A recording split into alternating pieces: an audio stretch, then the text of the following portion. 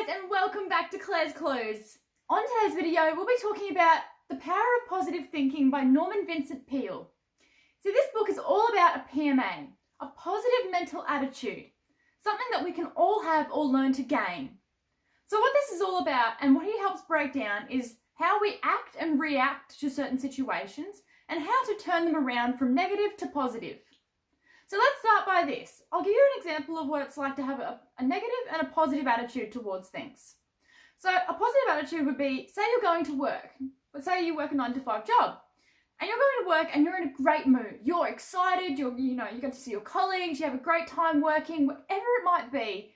You find that when you get there, that positive attitude that you had in the beginning starts to rub off on everyone else. Your colleagues, the people that come in, everyone that you speak to or have interactions with, you'll find that it starts to rub off on them, therefore giving you a positive reaction in return. But role reversal, let's do this in a negative way. So what you'll find is if you go to work in a negative, mindset, you'll find that the things will happen exactly the same as a positive mindset. So you'll find that your negative attitude will start rubbing off on your colleagues and people that you interact with. And you'll find that their responses won't be as kind. You'll find that they will start saying things that might hurt you or upset you in certain ways, even though it might be very small and not affect you normally. But because of this negative attitude, you find that you put yourself in a situation where no matter what it is that happens or things that are said to you, your outlook on them is already negative. But again, we can change that. We can start by having a PMA, a positive mental attitude. Because no matter what goes on, it's all to do with how we see things, how we perceive them. So if we start off with a positive attitude, no matter the situation, you'll find that the response or the outcome will be that of a positive one and not negative. Even if it's not the outcome that we're looking for, it'll still be better than the one that we would have received if we had a negative mindset to begin with. So let me help break this down for you.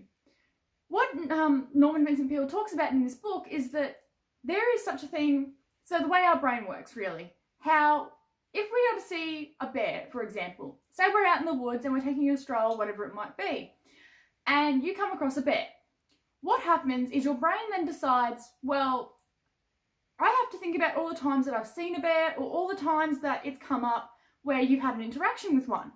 And what it does is usually, generally speaking, it will find that, say you've had a bad experience in the past or you're fearful of bears, your brain will then correlate that situation that you're in to a previous one. So your beliefs of that bear is that it's scary or that it's going to hurt you.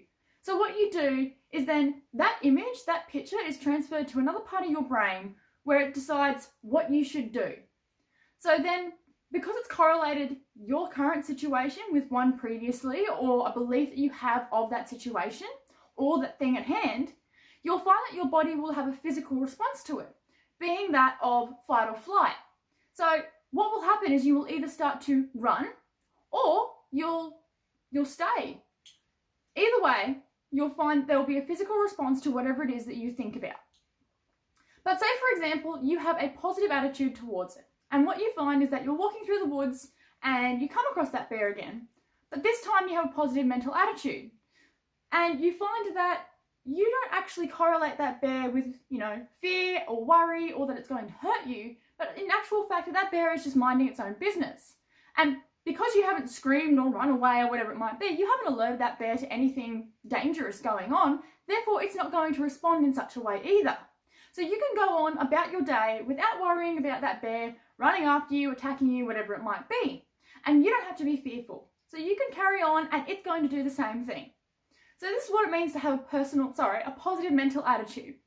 So basically, to get scientific about it, what happens is your hippocampus, when seeing a bear, then decides what are all the times that I've seen a bear or what information do I have or beliefs that I have that correlate to this situation. And once it sifts through and it finds that information, it passes that on to what's called your amygdala. Now, your amygdala can help break down and sift through what kind of a response should be given physically to whatever it is that you're in, whatever situation you're experiencing at the time.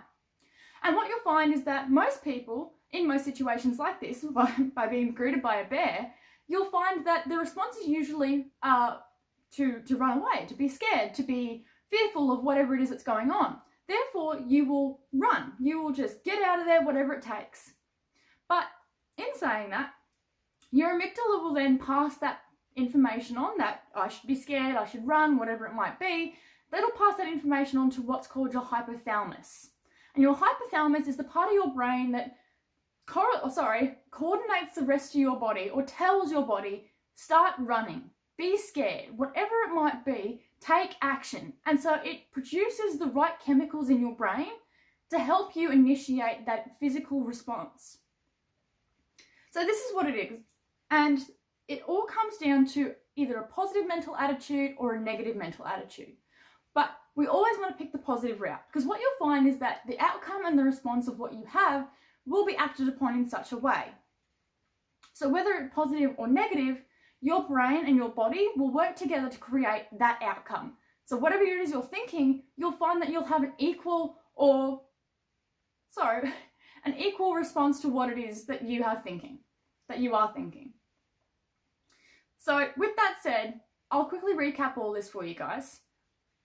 Have a positive mental attitude, because this way you'll find that it will rub off on yourself, the people around you, whatever it is that you'll be doing, and you'll find that you'll have responses that correlate with that situation, with your positive mental attitude.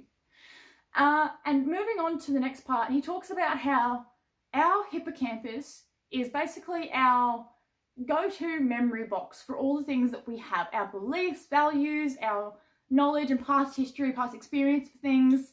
This is the part of our brain that helps break down our references for what we believe. And then all those references get passed on to another part of our brain, being the amygdala. Now, the amygdala is what helps decide and sift through all that information, and then passes that information on whatever it's decided to your hypothalamus. Now, your hypothalamus, again, being the part of your brain that helps decide whether to run, stay, or fight.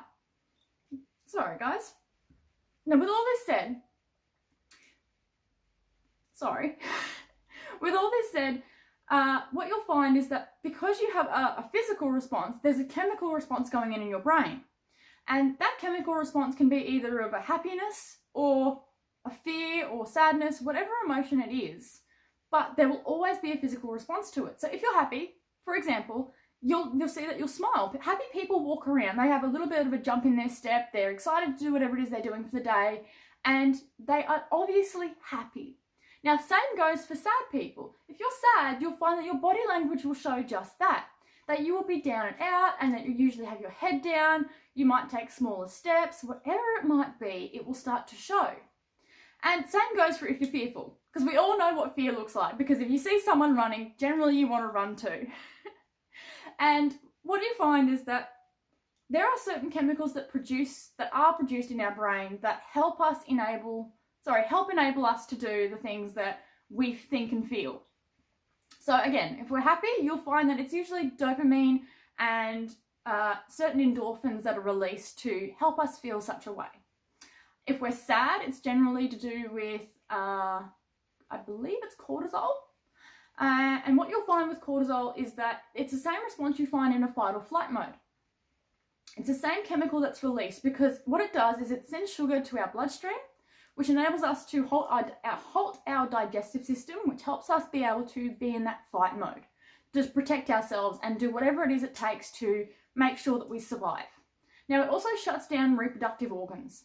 This also adds to the safety and the assurance that we will either fight or flight, whatever it is. We put all our energy into other things while shutting down organs that are unnecessary for that situation. But in saying that, cortisol is also responsible for affecting our sleep cycles.